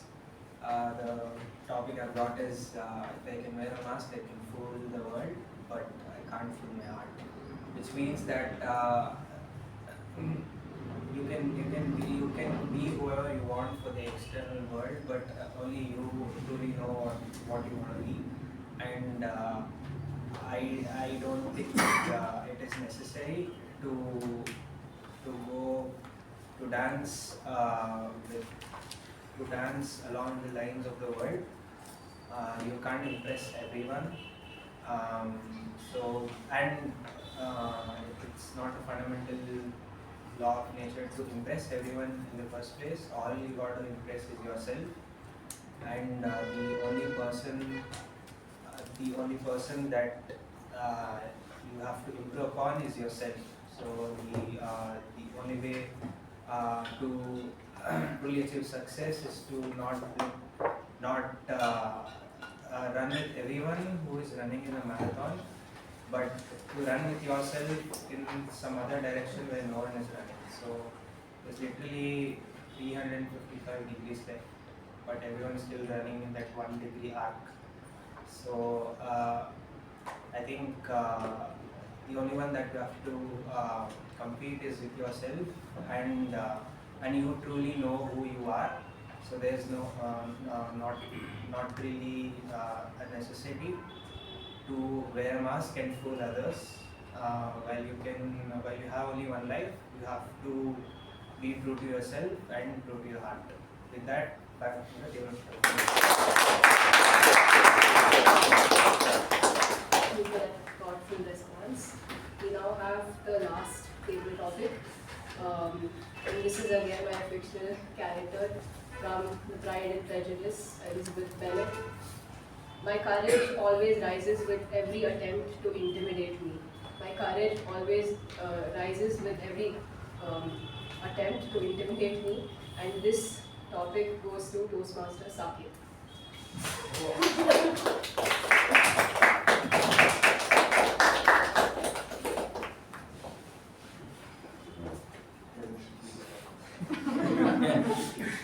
My courage always rises with every attempt to intimidate. Good evening, fellow Toastmasters and welcome guests. Good evening. I can see my mentor is a little disappointed. But nonetheless, we try until we fail, and until you fail, you won't know you succeeded. And life always gives you lemons.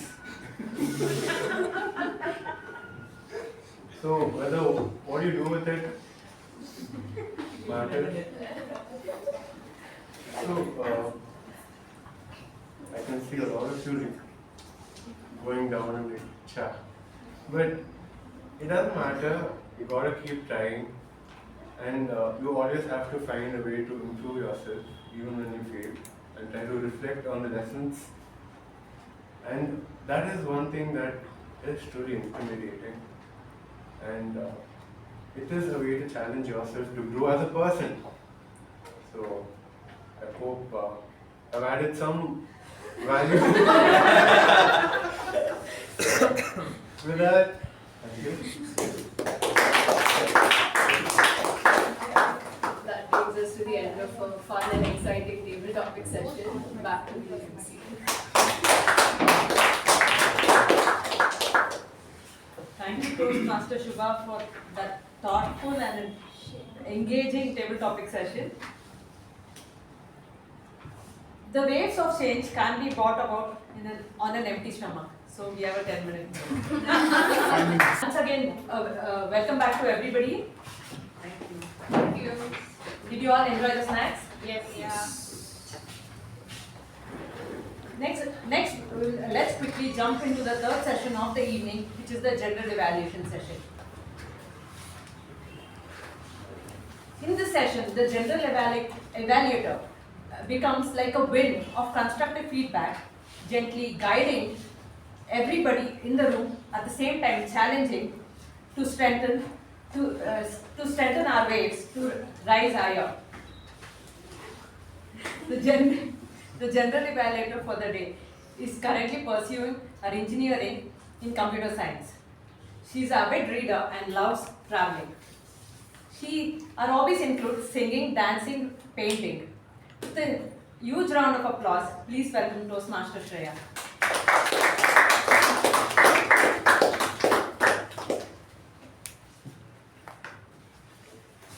Good evening, fellow Toastmasters and dear guests. Good evening. Good evening. Since we're running short on time, I think I'll just start directly with the session. So the business session started at 6:24 p.m. Started a bit late because we had to clean the board and we had to write on the board. So that's fine. Cleaning the board was overdue for so many years. I dug out the duster, please record it. I dug out the duster and the cleaning liquid, which is, I deserve a round of applause for this. It was not due to this, it was overdue. I want to set the record straight, please don't mind. Yes, sir, that's fine. That being said, even though we started late, the business session only took 1 minute. So we compensated for time there. In the business session, our VP just said the announcement for the next meeting that there will be an education session. If anyone wants to take any roles, they can contact her for that. After that, our Sergeant at Army's Toastmaster Madhu came and he spoke about Singapore as a country, how it's grown, how its Prime Minister brought about certain changes that made it a very fast growing economy and one of the top ones in the equatorial region. One thing that I think would have been nice is if you had actually included some of the changes that helped this happen. It's just something that I thought about. But other than that, every time you come here, you speak very effortlessly. You feel very comfortable here. So let's give a huge round of applause to our Sachin.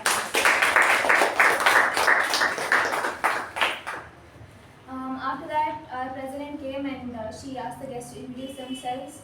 Following that, I came and read the minutes of meeting. I don't know what to say about that. If you guys have any feedback for me, you can. So after that, our president spoke about the theme. I know I'm not supposed to evaluate her speech, but she spoke about her school memories and conversations she had with someone who made her think about how change can affect your life. One thing that I think she can do is maybe stop bringing that paper. I would maybe bring a flashcard of just main points. But yeah, other than that, let's give a huge round of applause for our president.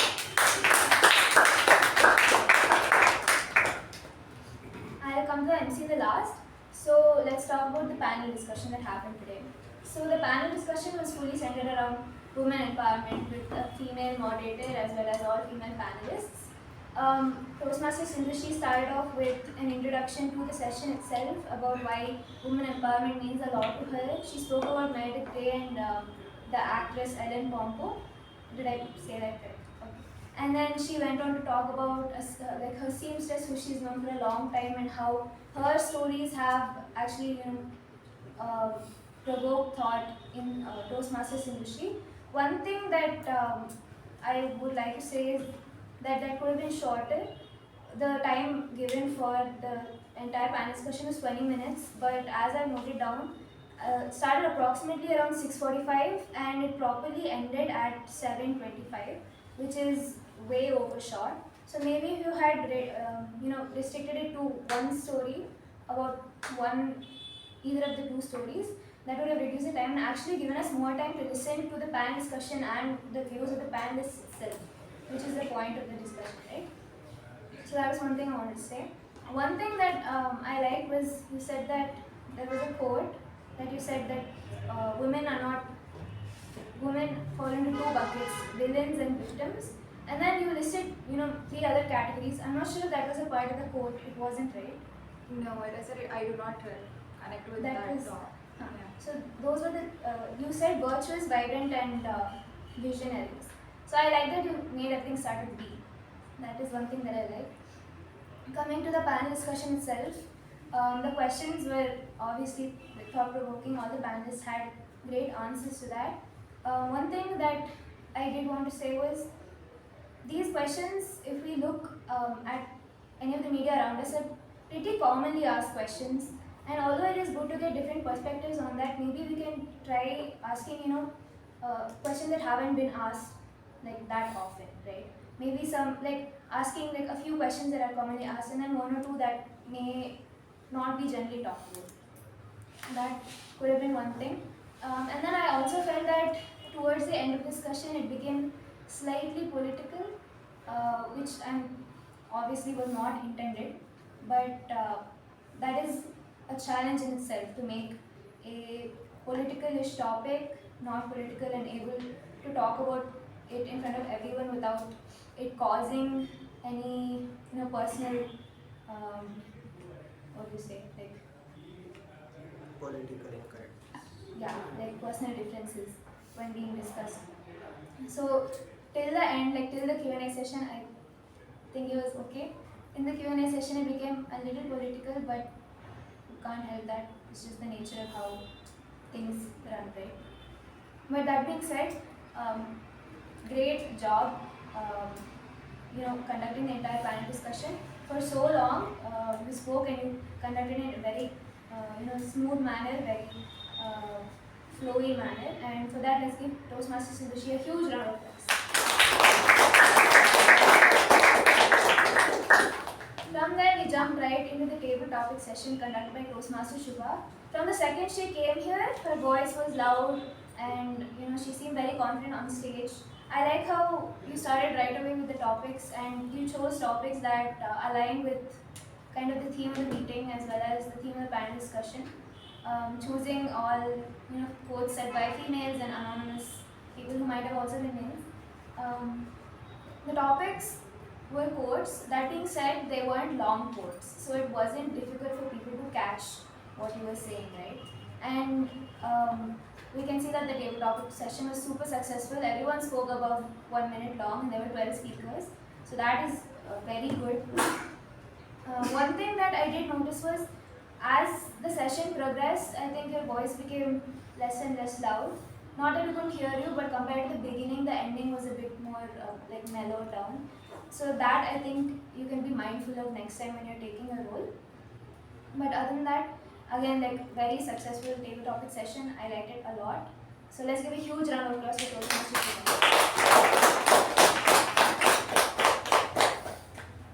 Okay, I think we can go with the TAPG team now.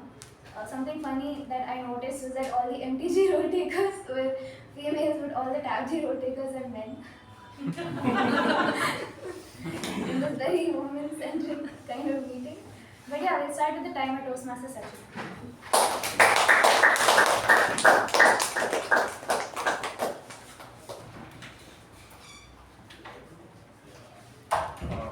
So good evening everyone. So here's my report as the timer. So the meeting commenced at 6:22. The business session took 1 minute 2 seconds. Welcome by Sergeant Arms. Time allotted 2 minutes. Time taken 2 minutes 33 seconds.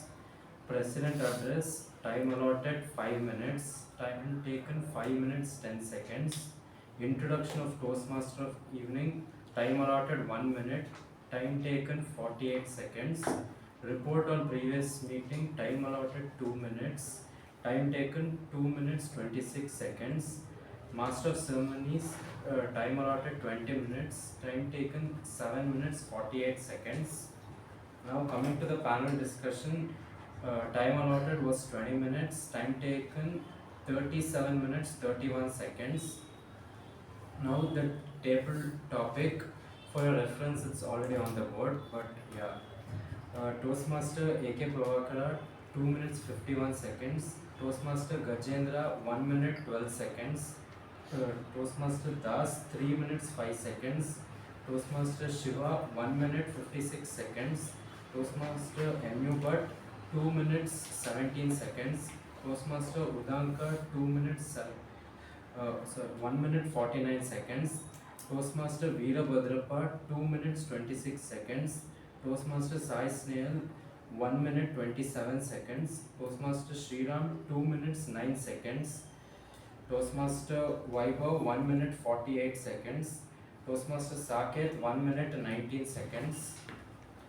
And the time allotted for the break was 5 minutes and it took 7 minutes 47 seconds. Yeah.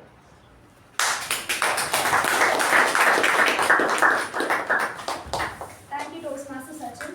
One thing that I did want to point out was that to mention the title properly. So, for example, like DTM K Prabhakara, DTM U Bhat, and DTM Udanka are distinguished Toastmasters. So they have worked like very hard to earn this title, and we should respect it by writing DTM instead of saying Toastmaster. That is just one nitpick, but that's all. Next, we'll have the R-counted Toastmaster Vaibhav.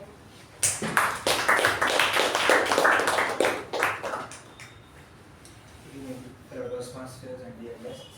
So I'll be giving the R counters report. Pretty flawless, almost flawless session today. Very few people filling up the gaps. Like Toastmaster Sachin using 2 R's and 1 Toastmaster Apoorva using 2 R's and 2 pauses. Toastmaster Rachana using 2 Ms. Toastmaster Sakshi using 2 R's. So that's it for today. Thank you, Toastmaster Vaibhav. Next, we'll have the PP Evaluator Toastmaster Gajendra.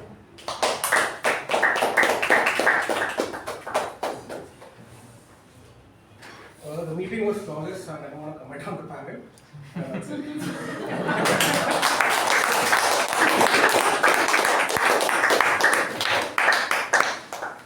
Thank you, Toastmaster Gajendra. Finally, we'll have our Grammarian Toastmaster Chetan.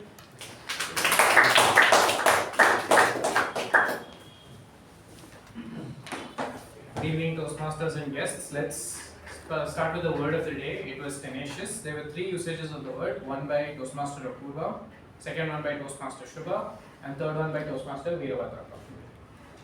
Some good usages today.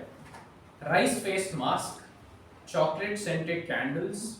When you want to achieve something, the whole world conspires to make it happen. Life is more of an ocean than a pond.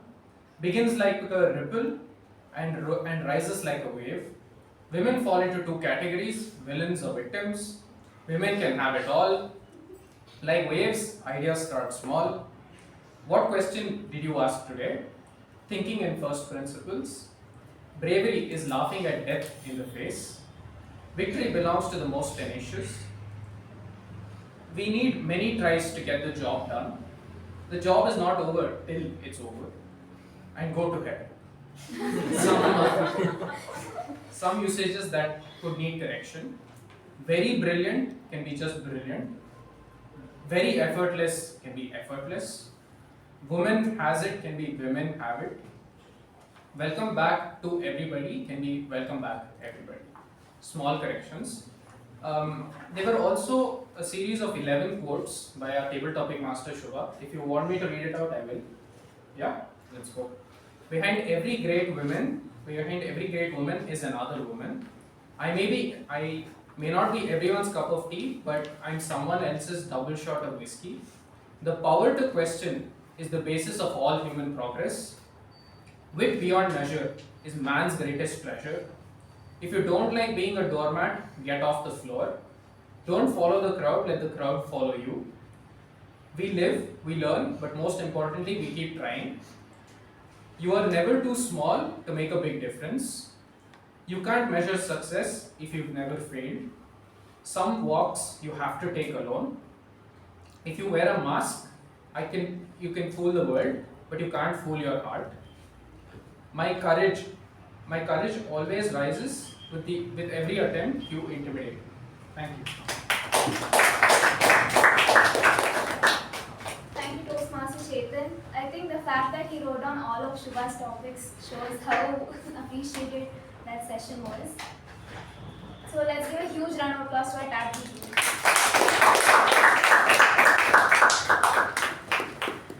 Finally, we come to our MC Toastmaster Apoorva.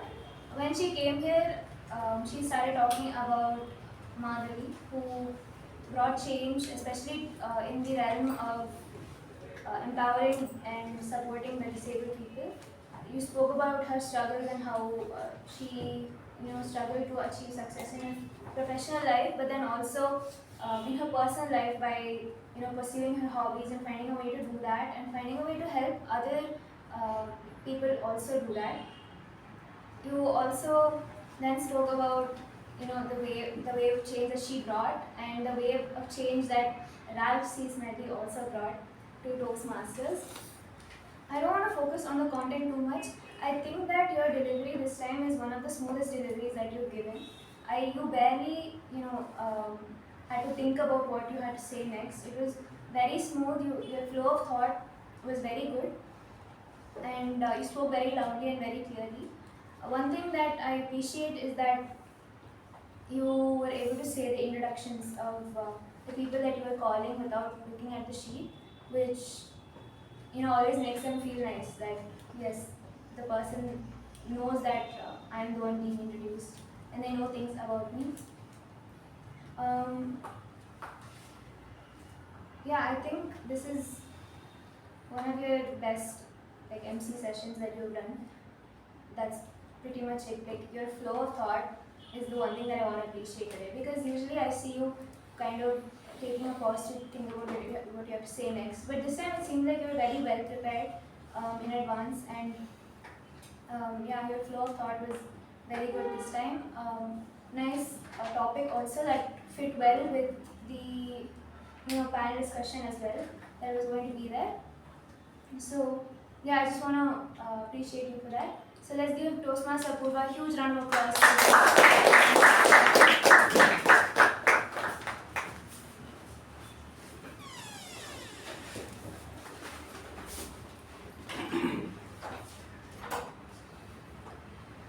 So that brings us to the end of the general evaluation session. Hopefully something that happened in the meeting today brings a small wave of change, or even a big one in your life. One thing that stuck with me was, no matter how small you are, you can still make a big difference. I feel that a lot of times people who are young especially aren't taken seriously because of the fact that they're young, but making note that young people and short people also can also make big changes is something that stuck with me, and something that will probably I'll carry with me from this meeting. So overall, great meeting. I thought it was very smooth, and it went very well. So yeah, let's have a huge round of applause for all of us.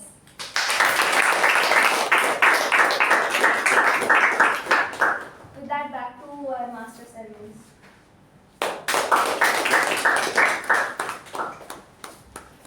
As we come to the end of the session, let's remember every thought shared, every panel discussion heard, every table topic question and the response, and every evaluation is like a factor which will help us grow and rise with the waves once we reach our shore. On that note, I would like to hand over the charge to our acting president, Toastmaster Sachin.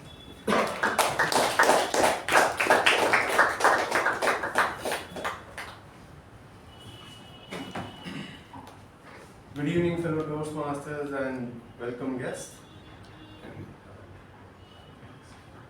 I'll keep it simple and short, and I won't waste any of your time. But if you see today's meeting, it was remarkable. It was inspiring, it had energy, and it was insightful. And we at Mekon Communication Club, we either take home a lesson or we give others and they take it home. I mean, let me just rephrase it. Yeah. At Mekon Communication Club, we either take home a lesson or leave one behind for others to carry. Yeah. That's correct. Yes. So, as we leave today, let's not just applaud empowerment. Let's practice it. Let's speak up, lift others, and lead boldly. And let's not mention the fact that today's meeting, the MTG rotators were women. So empowered women don't just make history; they make great meetings. And with that, let's just conclude with the winners of the week. Yes. To the best panel speaker, we have Toastmaster Rachana.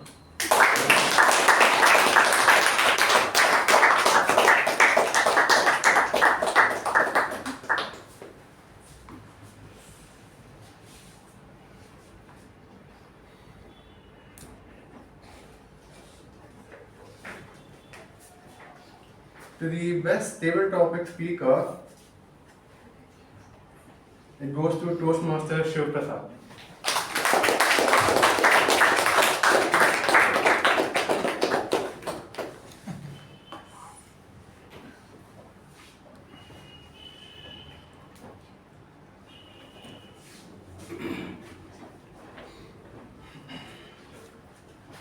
To the best MTG role taker, it goes to Toastmaster Shuba.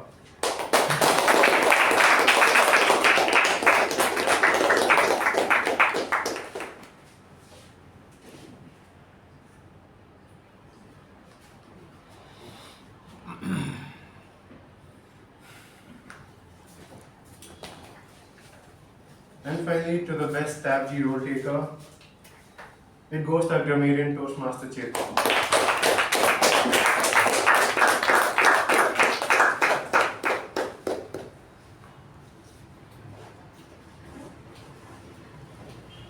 With that, I close meeting number 1320.